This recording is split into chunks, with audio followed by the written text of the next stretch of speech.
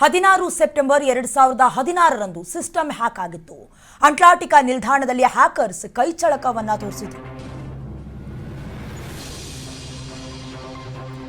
ಅದು 2016ನೇ ತಾರೀಕು ಸೆಪ್ಟೆಂಬರ್ನಲ್ಲಿ ಸಿಸ್ಟಮ್ ಹ್ಯಾಕ್ ಆಗಿತ್ತು.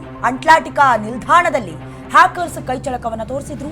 ಬೋಯಿಂಗ್ 757 ಆಪರೇಟಿಂಗ್ ಸಿಸ್ಟಮ್ ಹ್ಯಾಕ್ ಆಗಿತ್ತು. ನಂತರ ಕಂಟ್ರೋಲ್ ಸಿಸ್ಟಮ್ಗೂ ಕೂಡ ಸಿಕ್ಕಿತ್ತು ಬೋಯಿಂಗ್ ಫ್ಲೈಟ್. ಹೀಗಾಗಿ ಏರ್ ಇಂಡಿಯಾ ದುರಂತದಲ್ಲಿ ಸೈಬರ್ ಶಂಕೆ ವ್ಯಕ್ತವಾಗ್ತಾ ಇರೋದು 2016ನೇ ತಾರೀಕು ಸೆಪ್ಟೆಂಬರ್ ತಿಂಗಳು.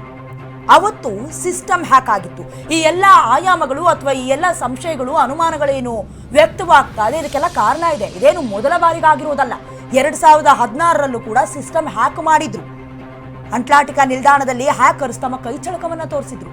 ಹೇಗಾದ್ರೂ ಮಾಡಿ ಪತನ ಮಾಡಬೇಕು, ಬ್ಲಾಸ್ಟ್ ಮಾಡಬೇಕು ಅನ್ನುವಂಥ ಕಾರಣಕ್ಕೆ ಪ್ಲಾನ್ ಅನ್ನು ರೂಪಿಸ್ಕೊಂಡಿದ್ರು. ಬೋಯಿಂಗ್ 757 ಈ ಆಪರೇಟಿಂಗ್ ಸಿಸ್ಟಮ್ ಏನಿರುತ್ತೆ ಇದನ್ನ ಹ್ಯಾಕ್ ಮಾಡ್ಕೊಂಡಿದ್ರು. ಹಾಗಾಗಿ ಕಂಟ್ರೋಲ್ಗೂ ಕೂಡ ಹೇಗೋ ಸಿಕ್ತು, ಪತನವಾಗಿರಲಿಲ್ಲ, ಬಚಾವಾಗಿದ್ರು. ಅವತ್ತು ಅದೃಷ್ಟ ಚೆನ್ನಾಗಿತ್ತು.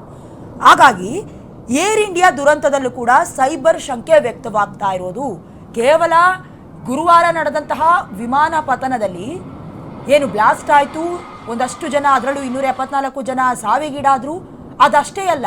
ಇದಕ್ಕೆ ಪೂರಕ ಎಂಬಂತೆ 2016ರಲ್ಲೂ ಕೂಡ ಇದೇ ರೀತಿಯಾದಂತಹ ಘಟನೆ ಉಂಟಾಗಿತ್ತು. ಆದರೆ ಕಂಟ್ರೋಲ್ಗೆ ಸಿಕ್ಕಿಬಿಟ್ಟಿದ್ರು. ಅವ್ರು ಏನೇ ಕೈಚಳಕವನ್ನು ತೋರಿಸಿದ್ರು ಕೂಡ ಅದು ಸಿಕ್ಕಾಕೊಂಡಿದ್ರು. ಅದ್ರ ಜೊತೆಗೆ ಕಂಟ್ರೋಲನ್ನು ಹ್ಯಾಂಡಲ್ ಮಾಡಿದ್ರು. ಆದರೆ ಈ ಬಾರಿ ಆ ರೀತಿ ಆಗಲಿಲ್ಲ. ಇಫ್ ಇನ್ ಕೇಸ್ ಆ ರೀತಿ ಆಗಿದ್ರು ಕೂಡ ಬ್ಲ್ಯಾಕ್ ಬಾಕ್ಸ್ನಲ್ಲಿ ಸಿಗುವಂಥ ಲಕ್ಷಣಗಳು, ಸಾಧ್ಯತೆಗಳು ಇದೆ.